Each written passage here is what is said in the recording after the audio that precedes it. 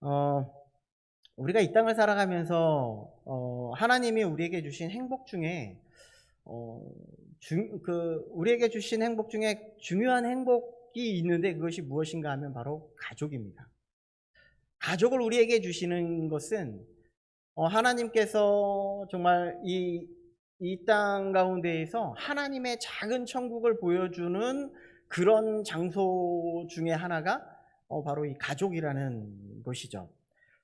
그 중에서 그리고 우리들이 여러 가지 행복을 좀 찾아볼 수 있을 것 같은데요. 여러분 가족을 이렇게 생각해 보면 여러 가지 행복을 찾아볼 수 있겠죠. 그런데 제가 세 가지를 한번 여러분들에게 가족 가운데에서 행복을 찾을 수 있는 세 가지를 한번 여러분들에게 한번 보여드리도록 하겠습니다. 한번 PPT를 한번 넘겨주시기 바랍니다. 첫 번째 그림은요, 엄마 손을 꼭 붙잡고 따라가는 그림입니다. 아이는요, 자신이 어디로 가는지를 몰라요. 내가 엄마가 이끄는 대로 내가 어디를 가는지 모른다 할지라도 아빠가, 부모님이 우리를 다른 곳으로 인도해 주지는 않는다는 거죠.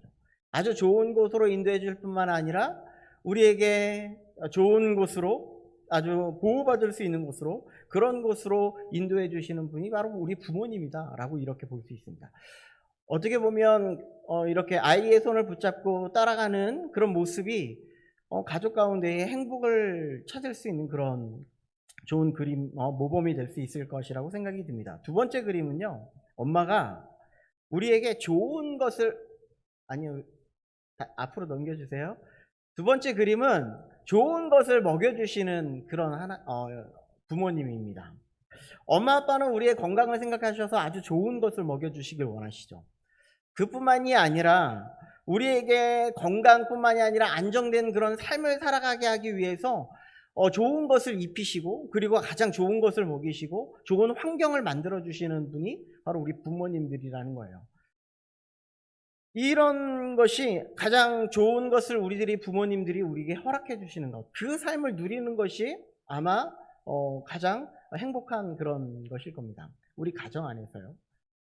여러분들이 자녀들에게 무엇을 먹이려고 할 때 나쁜 것을 먹이지는 않겠죠. 만약에 나쁜 것을 먹인다면 그것은 참된 부모라고 이야기할 수는 없을 것 같습니다. 그런데 간혹 가다가 우리가 먹기 싫은 음식을 먹일 때는 있습니다. 건강을 생각해서 입에 쓴 것을 먹일 때는 있겠죠.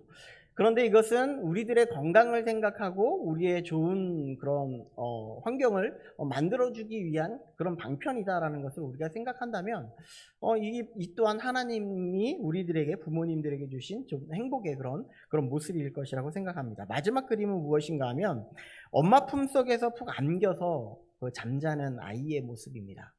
품속에 안긴 모습인데요, 이것은 어떠한 어려움에도 보호해 주시고 부모님의 품이 가장 안전한 곳이라는 것을 우리에게 알려주시는 것입니다. 우리 자녀들이 정말 이 세상이 너무나 힘들고 너무나 벅찹니다. 이 세상에 너무나 근심이 너무나 많습니다. 이렇게 이야기하는 자녀들은 아마 없을 겁니다. 조금씩 나이가 먹어가면서 한 살, 두 살 먹어가면서 너무나 마음이 아파요. 우리가 너무 근심이 돼요. 공부 때문에 너무 근심이 돼요. 라고 이렇게 생각이 들 수는 있습니다. 그러나 그것이 그들에게 그들이 이제 부모님이 보호해 주시는 그런 모습을 보면 사실 걱정할 필요는 사실 없다고 생각을 합니다. 이찬수 목사님이 자녀들을 위한 기도를 하면서 이렇게 이야기를 하더라고요. 여러분들 자녀들을 위해서 기도할 때에 우리들이 어떻게 기도를 합니까? 자녀들이 좋은 대학을 가고, 자녀들이 좋은 직장을 가고, 자녀들이 항상 건강하고, 이렇게 기도하십니까? 이것을 물어보고 있더라고요. 그런데 이것을 물어보는 것이 아니라 우리가 자녀들을 위해서 기도할 때에는 자녀들이 하나님의 믿음, 하나님의 복음, 하나님을 떠나는 일이 없도록 그것을 위해서 기도해야 합니다. 라고 이렇게 이야기를 합니다. 그러니까 우리의 모든 인생 가운데에 자녀들이 하나님을 떠나서는 행복이 없을 것이고 그보다 더 중요한 것이 없다라는 것을 알려주고 있을 뿐만 아니라 우리들도 우리가 부모된 입장에서 자녀들을 양육하고 자녀들을 가르칠 때에 하나님의 말씀이, 하나님의 복음이 그들의 영혼을 살릴 수 있게끔 만들어가고, 그리고 그것을 위해서 우리는 기도할 수 있어야 된다라는 것을 말씀해 주고 있죠. 제가 오늘 이 세 가지 그림을 보여줬는데요. 부모님의 이끄심, 그리고 부모님이 입히시고 먹이심, 이것은 다른 말로 하면 책임져 주심, 그리고 세 번째로는 엄마 품속에 안겨있는 모습, 이런 안아주심이라는 이런 주제를 가지고 제가 여러분들과 함께 말씀을 나눠 보려고 합니다. 이스라엘 백성들이 지금 광야의 생활을 지금 시작하는 이 단계에서 하나님께서 그들을 이끌어 주시고 그들을 책임져 주실 뿐만 아니라 그들을 안아주셔서 그들을 하나님의 놀라우신 은혜 가운데 살게 하시는 그런 놀라운 은혜를 부어주시고 계시다라는 것을 오늘 말씀을 통해서 말씀해 주시고 있다는 겁니다. 우리가 첫 번째로 생각해 볼 것이 무엇인가 하면 이끄시는 하나님이십니다. 하나님은요, 이스라엘 백성들의 부르짖는 소리를 들었어요. 그들이 얼마나 애굽에서 고통을 당하고 여러 가지 그런 종살이를 하면서 너무나 힘든 모습을 바라보면서 하나님 앞에 부르짖습니다. 하나님, 우리를 언제까지 이곳에서 이렇게 내버려 두시려고 하십니까? 라고 이렇게 하나님 앞에 부르짖죠. 이런 기도의 소리를 하나님께서 들으시고 어떤 생각을 하시냐면, 하나님은요, 모세를 그들의 구원자로, 그들을 이끌 자로 보내시기로 작정을 하십니다. 작정을 하시고 그에게 찾아가 주셔서 그렇게 말씀하시죠. 이스라엘 백성들을 구원하기 위해서 너는 바로에게 가서 그들에게 외쳐라. 이 이야기를 하는데, 어떤 것을 외치라고 이야기하냐면 이스라엘 백성을 보내 하나님을 예배하게 해달라고 요청을 해라 라고 이야기를 합니다. 근데 어떤 심정이었을까요? 이 바로는요, 하나님의 이런 요청에도 불구하고 하나님은 그들의 마음을 강박하게 만들어 주셔서 그 모든 요청을 거절하는 것을 볼 수가 있습니다. 이스라엘 백성들을 더욱 힘들게 일을 시키고 더욱더 고된 노동을 할 수 있는 그런 일을 만들어 주죠. 그런데 하나님은요, 이 모든 것을 통해서 무엇을 보여주고자 하시냐면 하나님의 하나님 되심, 하나님의 하나님 되심을 보여주고자 하는 놀라우신 그런 뜻이 이 모든 것을 통해서 보여주고자 하고 있다라는 것을 말씀해주고 있다는 거예요. 그래서 10가지 재앙을 통하여서 그들을 출애굽시키고, 그리고 그들의 이끄심 속에 하나님은 이 고난이라는 것을 통해서 계속 하나님을 바라볼 수 있도록 하나님이 우리를 이끌어 가신다라는 사실을 계속 보여주고 말씀하시고 계시다라는 겁니다. 그런데 바로의 마음을 하나님께서는 계속해서 강팍하게 만들어주세요. 그들을 보내기로 작정했음에도 불구하고 다시금 그들의 마음을 바꿔서 이스라엘 백성들을 쫓기로 그렇게 작정을 하고 군대를 다시 보내기로 합니다. 이스라엘 백성들이 막 걸어가면서 생각합니다. 뭐라고 생각하냐면, 앞에를 가보니까 홍해가 앞에 가로막혀 있었어요. 뒤에는 애국 군대가 계속 맹렬히 추격해 오고 있어요. 어디로 가야 될지 몰라요. 이런 모습이 지금 이스라엘 백성들의 모습이에요. 그래서 출애굽기 4장 14장 2절의 말씀에 보니까 이렇게 되어 있습니다. 우리 같이 한번 읽어보도록 하겠습니다. 자, 시작.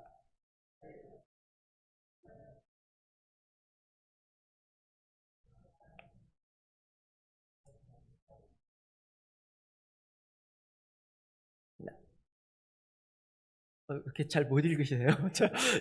네. 다시 한번 읽어보겠습니다. 자, 시작. 이스라엘 자손에게 명령하여 돌이켜 바다와 믹돌 사이에 비아히롯 앞 곧 바알스본 맞은편 바닷가에 장막을 치게 하라. 아멘. 우리가 여기에서 눈여겨볼 단어가 하나가 있습니다. 바로 돌이켜라는 단어예요. 이 돌이켜라는 단어가요, 히브리어로 이야기하면 이런 단어입니다. 슈브라는 단어인데요, 어떤 뜻을 가지고 있냐면 되돌아가다 라는 뜻을 가지고 있습니다. 한 장 PPT 넘겨주시면 되돌아가다 라는 뜻을 가지고 있는데, 이게 사람에게 쓰이면 어떤 의미냐면 회개하십시오 라는 의미입니다. 그래서 죄로 향하던 우리들의 이런 모습을 돌이켜서 180도 바꾸어서 하나님의 은혜 가운데에 머무르십시오라는 뜻이 바로 이 슈브라는 의미를 가지고 있어요. 그런데 이것이 오늘 본문에는요, 어디에 지금 사용된 단어냐면 장소에 사용된 그런 단어입니다.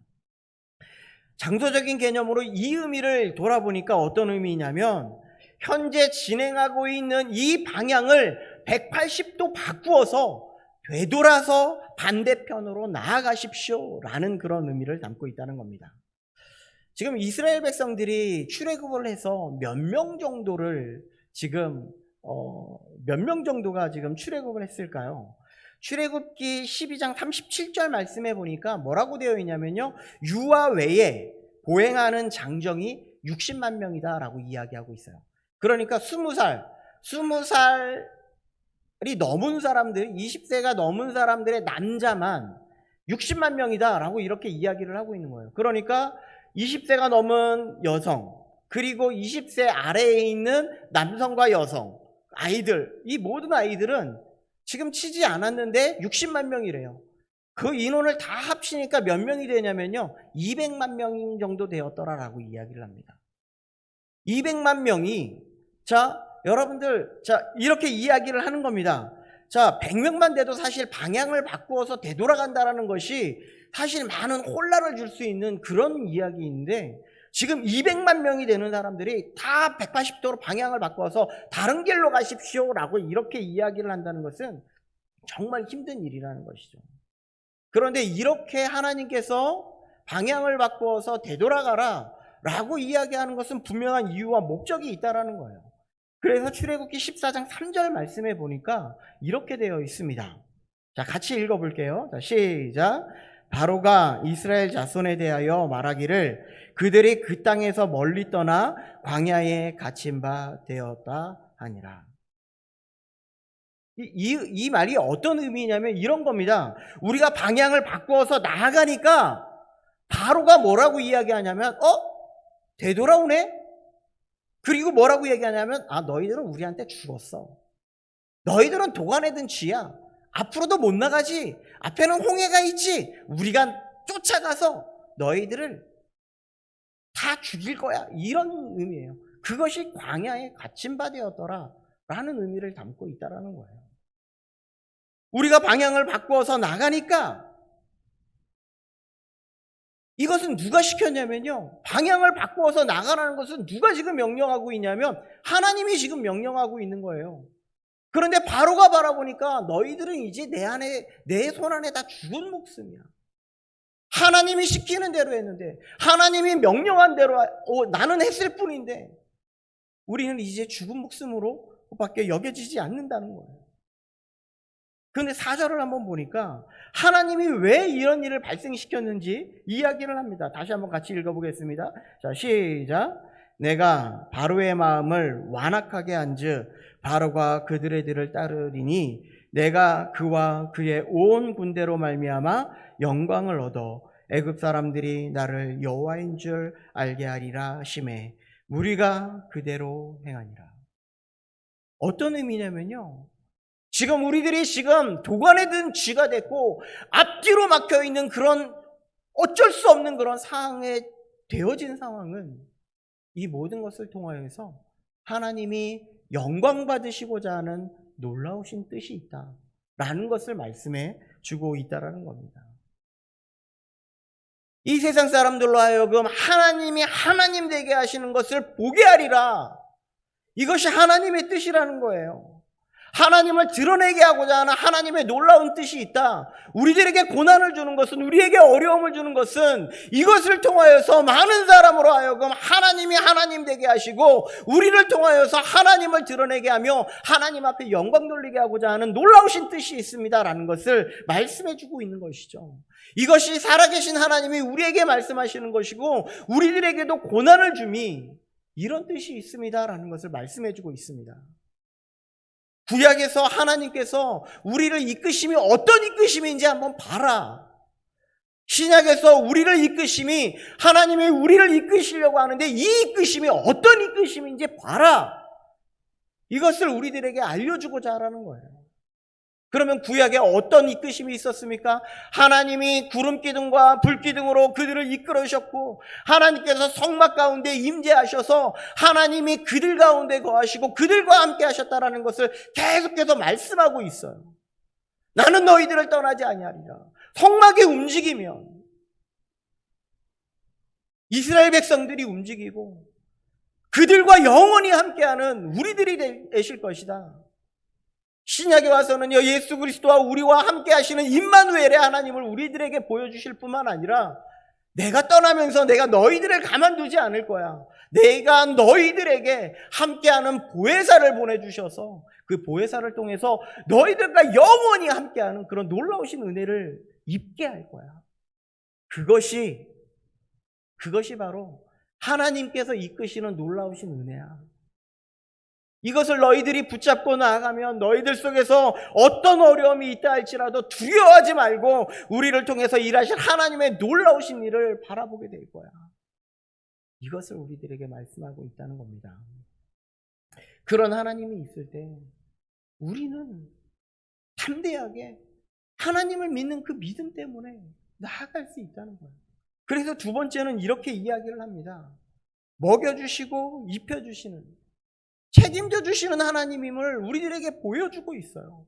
이스라엘 백성들의 상황이 지금 어떤 상황이에요? 앞에는 홍해가 가로막고 있습니다. 뒤에는 이스라엘 백성들이 애굽 군대가 지금 쳐들어오고 있어요. 지금 우리들은 어찌할 바를 모르는 그런 상황 속에서 10절을 보니까 이렇게 되어 있습니다. 10절을 같이 보겠습니다. 자, 시작.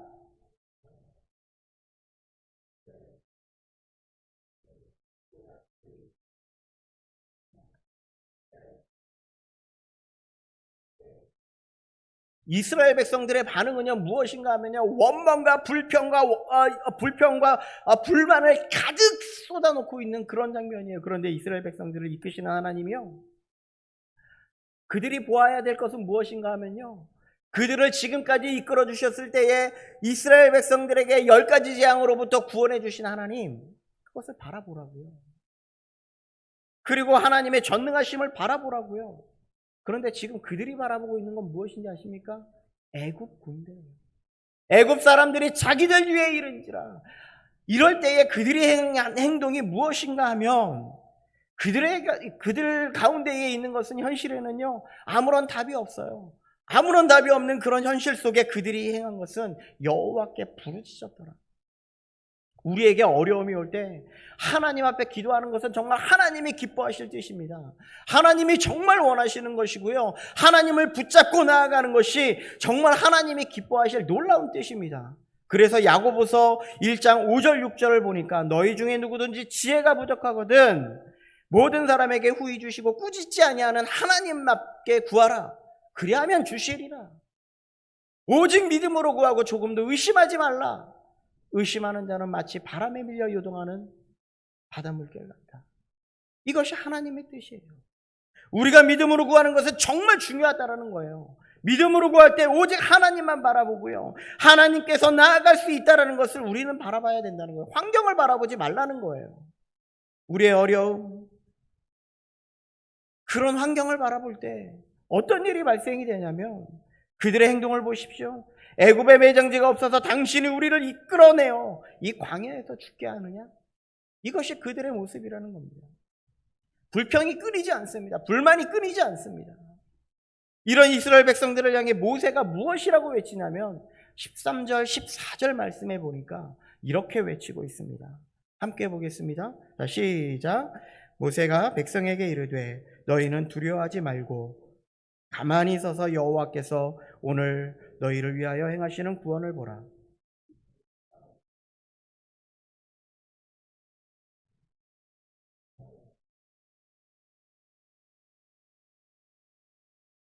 모세는 담대하게 이야기하는 것이 무엇이냐면 가만히 서서 여호와께서 오늘 너희를 위하여 행하시는 구원을 봐라.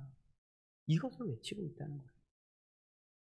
하나님은요 우리 위기 앞에 우리를 구원하시기로 작정하셨고 그리고 우리를 책임져 주시기로 작정하셨다라는 것입니다. 그럼 하나님이 위기 속에서 인도하신 이유는 무엇일까요? 우리를 왜 그렇게 인도하고 계실 것이 다른 것이 아닙니다. 너희를 인도하신 하나님이 누구인지 좀 봐라. 우리를 지금까지 이끌어주신 그 하나님이 누구인지 한번 봐라. 그런 하나님을 우리가 의지하고 붙들라. 여기에서 정말 놀라우신 은혜가 있는데요. 무엇인가 하면요, 우리가 믿음이 무엇인가를 한번, 믿음의 한 측면을 바라보면 믿음이 하나님을 의지하고 신뢰하는 것. 우리가 하나님을 의지하고 신뢰하는 것이 믿음이거든요. 이것을 지금 우리들은 믿음을 가져라, 이 이야기를 하고 있는 거예요. 이는 우리를 위기 속에서 인도하신 이유가 바로 하나님을 온전히 바라보면서 믿음을 갖게 하기 위한 것이다. 다른 것을 바라보는 것이 아니에요. 하나님을 붙잡는 거예요. 하나님을 믿고 의지하는 그 믿음을 바라보라고 우리에게 큰 어려움을 주고 위기가 다가와서 하나님의 함께 하심을 놀랍게 바라봐라 라는 것을 우리들에게 말씀해주고 있다는 것이죠. 그래서요, 하나님이 우리를 책임져 주시는 이유는요, 하나님을 향한 믿음을 우리들이 소유하기를 원하신다라는 거예요. 그러면요, 이스라엘 백성들은 하나님이 왜 책임져 주실까요? 책임져 주시는 이유가 있을 거 아니에요. 왜냐하면요, 하나님께서 모세를 세워서 그들을 이끌어 주시기로 작정해 주셨을 뿐만 아니라 하나님께서는 아브라함을 통해서 이미 약속해 주셨거든요. 그들을 이끌어내어서 가나안 땅을 너희들에게 줄 것이다. 하나님이 약속한 땅을 너희들에게 줄 것이다. 이 약속을 믿는 자에게는 누구든지 다 하나님이 책임져 주시는 놀라우신 은혜가 있다라는 것을 말씀해 주고 있는 것이죠. 이것을 우리들이 믿는 거예요. 우리는 또 하나의 믿음의 측면을 보고자 하는데요, 그것이 세 번째입니다. 품어주시는 하나님이세요. 오늘 15절 16절 말씀 다시 한번 같이 한번 읽어보도록 하겠습니다. 15절과 16절입니다. 자, 시작. 여호와께서 모세에게 이르시되 너는 어찌하여 내게 부르짖느냐. 이스라엘 자손에게 명령하여 앞으로 나아가게 하고 지팡이를 들고 손을 바다 위로 내밀어 그것이 갈라지게 하라. 이스라엘 자손이 바다 가운데에서 마른 땅으로 행하리라. 아멘. 하나님이 우리를 품어준다는 의미 속에 담겨진 것은 무엇인가 하면요, 우리가 계속해서 어린아이의 신앙으로 머물지 않기를 바란다라는 거예요.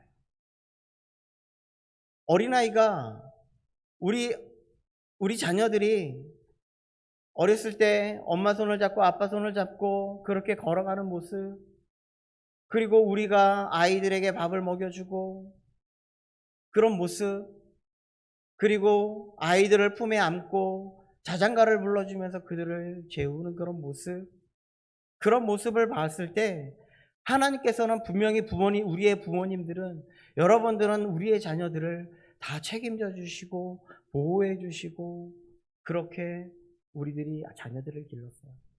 그런데 이제는 그런 자녀들이 계속 부모님 품에 있으면 어떻게 되겠습니까? 계속 부모님 손을 붙잡고 나아가면 어떻게 되겠습니까? 계속 부모님이 먹여주시는 밥을 가지고 살아나가면 어떻게 되겠습니까? 하나님이 원하시는 것은요, 스스로 먹기를 원하고 스스로 걷기를 원하고 스스로 하나님의 뜻을 찾아 하나님의 말씀에 순종하기를 원하신다. 이것이 하나님께서 품어주신다는 그 의미 속에 담겨진 의미입니다. 하나님이 그래서 이제 이렇게 말씀하시는 거예요. 너는 어찌하여 내게 부르짖느냐? 이스라엘 자손에게 명령하여 앞으로 나아가게 하라. 여기서 우리는요, 믿음의 두 번째 측면이 무엇인가 하면요, 믿음은 행함에 있습니다. 믿음은 행함이에요. 믿음은 하나님을 전적으로 신뢰하는 그런 믿음 가운데 있어야 되겠지만, 그리고 믿음은 행함이 있어야 된다는 거예요. 우리는 흔히 이런 얘기를 해요. 목사님, 지금 기도가 너무 중요하지 않습니까? 기도함으로 하나님을 바라보고 하나님을 의지하는 것이 정말 중요하지 않습니까? 라고 그렇게 물어봐요. 기도 정말 중요하죠. 그런데요, 우리는 모든 일의 시작을 기도로 시작하였다면 이제는 기도는요, 땅을 향하여 있던 우리의 시선을 이제는 하나님을 바라보고 하나님을 향하여 우리들이 바라보고 그 하나님을 붙드는 그런 자세, 거기에서 머무는 그 자리가 아니라 우리는 나아가서 하나님의 뜻대로 행동하는 그런 모습이 있어야 된다라는 것을 말씀해 주고 있는 거예요. 그래서 오늘 말씀을 보니까 기도만 하지 말아라, 기도했다면 땅으로 향했던 우리의 시선을 돌려서 하나님을 바라볼 뿐만 아니라 하나님이 말씀하시는 대로 행해야 된다라는 것을 말씀해 주고 있는 거예요. 야고보서 2장 26절에 보니까요, 영혼 없는 몸이 죽는 것 같이 행함이 없는 믿음은 죽은 믿음이다. 이 말씀의 배경이 어떤 것이냐면 이런 것입니다. 어떤 사람은 행함이 있어요. 그런데 어떤 사람은 믿음이 있습니다. 그런데 믿음이 있는 자가 이렇게 이야기를 합니다. 너에게는 믿음이 있고 나에게는 행함이 있다. 행함이 없는 너의 믿음을 나에게 보여라. 행함이 없는 너의 믿음을 나에게 보여라. 그러면 나의 행함으로 나의 믿음을 너희에게 보이겠다. 우리는요, 믿는다라고 얘기를 해요. 하나님을 믿는다라고 고백을 하고요. 이렇게 이야기를 하는데 우리의 모든 삶 속에서는 행함이 있는 그런 믿음이 없어요. 믿는 자라면 기도만 하지 말고 기도했다면, 이것을 믿는다면, 우리가 말씀을 묵상했다면, 우리가 말씀을 소유했다면 그대로 해라. 하나님이 우리에게 말씀하신 대로 나아가라. 이것을 우리들에게 말씀하고 있는 것이거든요. 너희들이 하나님을 바라봤다면, 하나님을 믿었다면, 우리가 살아가고 있는 그 삶의 현실 속에 하나님이 우리에게 보여주신 그 놀라우신 뜻을 행하라. 그래서 사도 바울이 하나님의 놀라우신 은혜를 받고서 하나님께서 정말 그 말씀을 받고 하나님 앞에 은혜를 받고 그가 느낀 것은 무엇이었냐면요, 이 만방을 통하여서, 이 세상을 통하여서 하나님의 복음을 전하는 것이었어요. 그래서 사도행전 1장 8절은 땅끝까지 이르러 내 증인이 되는 삶을 살아나가는 것이다 라고 말씀하고 있는 거예요. 우리가 하나님의 말씀을 받았다면 하나님의 말씀대로 행해야죠. 우리가 이웃을 사랑하라고 말씀했다면, 그 말씀을 알았다면 그 말씀대로 사랑을 행해야죠. 우리가 교회를 세우라고 말씀했다면 우리의 모든 모습을 다하여서 하나님의 교회를 세우는 일을 감당해야죠. 그런데 우리는 믿는다라고 이야기를 하면서 주님의 교회를 세우지 않아요. 우리는 믿는다 하고 하면서 하나님의 복음을 전하지 않아요. 우리는 믿는다라고 이야기를 하면서 하나님의 뜻대로 하나님을 찬양하지도 아니하고 하나님을 이 세상 가운데에 우리를 통하여서 드러내 보여주려고 하지 않는다는 말씀을 하고 있는 겁니다. 우리가 하나님이 원하시는 것은요, 하나님이 우리를 통하여서 일하시게 하는 것은요, 우리가 하나님의 말씀을 받았고 하나님의 말씀이 우리 가운데 거하고 우리가 하나님 앞에 기도했다면 우리에게 머물러 있는 이 말씀이 내 안에만 머물러 있는 그런 말씀이 아니라, 우리에게 머물러 있는 그런 믿음이 아니라 이 세상을 향하여서 사랑을 베풀고 사랑을 전하며 주님의 복음이 전해지는 그런 놀라운 은혜가 그들에게 있어야 함을 말씀해 주고 있다는 겁니다. 그래서 말씀합니다. 하나님은 우리들에게 이런 이야기를 해요. 나를 따라오려거든 자기를 부인하고 자기 십자가를 지고 나를 따라오너라. 그럴 때에 나의 참된 제자가 되리라. 이것이 믿음 있는 자의 모습 아닙니까? 우리들이 걸어가는 모든 삶 속에서 제자된 삶, 나를 주장하는 그런 삶이 아니라 하나님이 드러나는 삶, 하나님이 보여지는 삶, 다른 사람들에게 손가락질 당하는 그런 삶이 아니라 하나님이 기뻐하시는 삶, 이것이 주님이 원하시고 바라시는 길이라는 겁니다. 그런데 우리는 기도만 하고요, 하나님의 말씀을 들었음에도 불구하고요, 행하려 하지 않아요. 자꾸 죽은 믿음으로 우리는 나아가려고 해요. 하나님이 우리를 품에 안아주신다는 것은 하나님이 사랑과 보호와 위로와의 마음을 우리에게 따뜻하게 안아주시고 감싸주신다는 것입니다. 우리가 그 은혜를 알았다면 그대로 실천하는 믿음의 길을 걸어가라 말씀하는 겁니다. 처음에 보여드렸던 세 가지의 그림은요, 우리의 모든 삶 속에서, 우리의 믿음의 삶 속에서 우리들이 반드시 실천해야 되고, 우리들이 하나님을 온전히 따라가야 되고, 하나님이 먹이시고 입히시고 책임져 주시는 그런 놀라운 은혜를 입어서 우리들이 하나님의 보호 아래 실천하는 삶, 믿음으로 나아가는 삶, 주님의 말씀으로 하나님을 드러내는 삶으로 나아가길 원하시는 하나님의 뜻이 계시다라고 말씀하는 겁니다. 이런 삶이 우리 모든 성도님들 가운데에 있기를 간절히 축복드립니다.